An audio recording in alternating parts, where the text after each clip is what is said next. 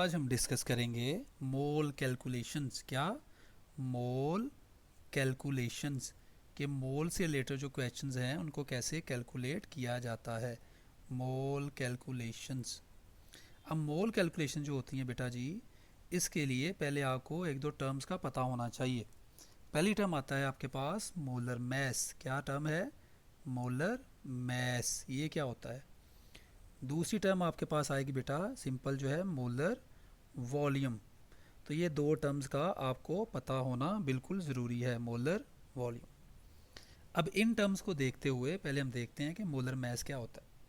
बेटा molar mass जो है ना, वो किसी भी एटम का जो एटॉमिक मैस है, ठीक है, किसी भी एटम का एटॉमिक मैस, किसी भी मॉलिक्यूल का, कोई मॉलिक्यूल है आपके पास, उसका मॉलिक्यूलर मैस, मॉलिक्यूलर मैस, और कोई भी आपके पास आयन है बेटा, तो उस आयन का आयोनिक मैस, आयोनिक मैस। और इसी तरह अगर आपके पास कोई भी फार्मूला यूनिट है या आयनिक कंपाउंड है तो उसका फार्मूला मैस। क्या? Formula mass.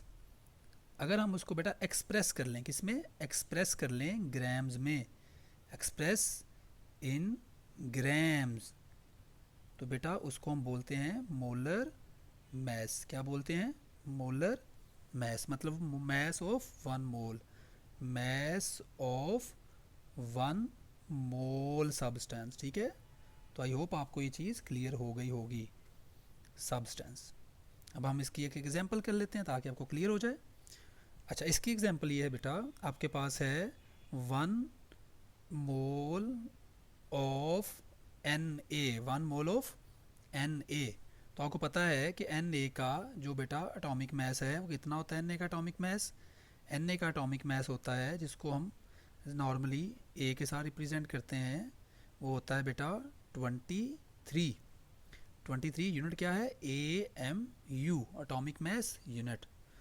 अगर बेटा मैं इसके एटॉमिक मैस को मैं ग्राम्स में रिप्रेजेंट कर दूं, 23 ग्राम्स, ये जो 23 ग्राम्स है ये सोडियम के वन मोल का मैस है। क्या है ये? वन मोल का मैस है। One mole of N A has mass, कितना होता है मैस इसका? 23 ग्राम्स। अब कितना बताना है? 23 ग्राम्स। अब ये आपके पास टर्म आएगी। दूसरी जो हम बेटा टर्म डिस्कस करेंगे वो टर्म आपके पास है मोलर वॉल्यूम। अब मोलर वॉल्यूम क्या होता है बेटा, इसको भी एक बार देख लेते हैं। मोलर वॉल्यूम है बेटा, वॉल्यूम, पहली बात तो ये है कि वॉल्यूम हम गैसेस का लेंगे। वॉल्यूम ऑफ अ गैस, कितनी गैस है बेटा? One mole. अगर आपके पास कोई गैस है और वो वन मोल है तो उसका जो वॉल्यूम होगा वो फिक्स्ड है, वो कांस्टेंट है। कितना है? 22.414 D M cube.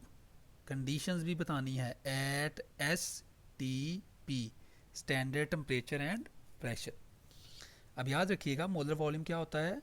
The volume of one mole of any gas. क्या होता है?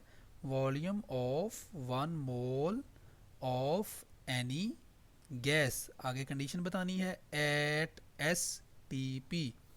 एस टी पी क्या है बेटा? स्टैंडर्ड टेम्परेचर, टेम्परेचर को टेम्प लिखता हूँ मैं, एंड प्रेशर। अब स्टैंडर्ड टेम्परेचर कितना होता है बेटा? आपको पता है रूम टेम्परेचर 25 डिग्री सेल्सियस। और प्रेशर कितना होता है बेटा? 180 एम। अब ये मोलर वॉल्यूम जो है इसको वी एम के साथ डिनोट किया जाता है और इसकी वैल्यू क्या होती है? 22.414 डी एम क्यूब। आगे कंडीशन बताना ज़रूरी है, एट एस टी पी। अगर वो कहता है, अगर वो कहता है कि आपके पास ये जो टेम्परेचर है इसको हमने लेना है रूम टेम्परेचर पे, तो एस टी पी जो है तो वो बेटा रूम टेम्परेचर 25 होता है, तो गैसेस के लिए जो स्टैंडर्ड टेम्परेचर होता है वो होता है 0। तो 0 डिग्री सेल्सियस हम पुट करते हैं एस टी पी के लिए। और जब हम स्टैंडर्ड टेम्परेचर लेते हैं तो 0 डिग्री सेल्सियस। और जब हमने रूम टेम्परेचर लेना है तो वी एम रूम टेम्परेचर पे कितना होगा? 24 D M cube at R T P, at R T P.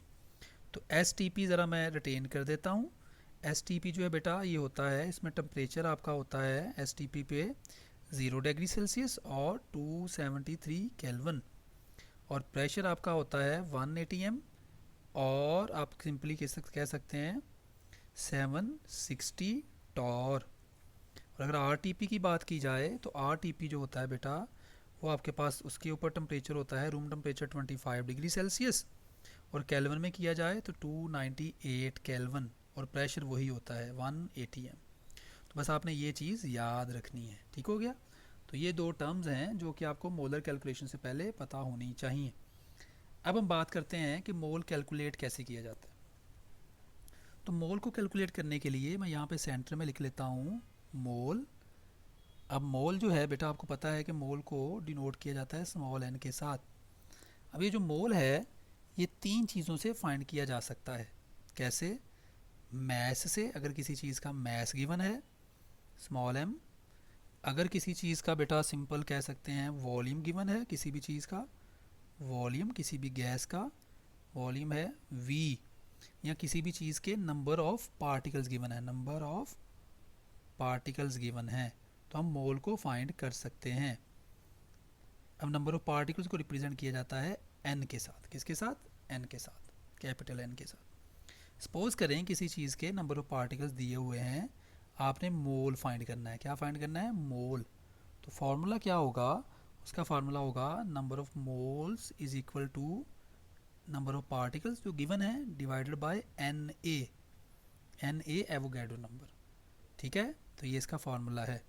अगर किसी चीज़ का वॉल्यूम गिवन है तो उससे मोल फाइंड करने हैं, तो उसका फार्मूला भी ये है, number of moles is equal to volume given, जो वॉल्यूम गिवन है, डिवाइडेड बाय मोलर वॉल्यूम जो कोई होता है 22.414 या 24 dm³। ये वेरी कर सकता है, आपने dm³ में लेना है, ये भी वॉल्यूम dm³ में लेना है, और ये भी वाला।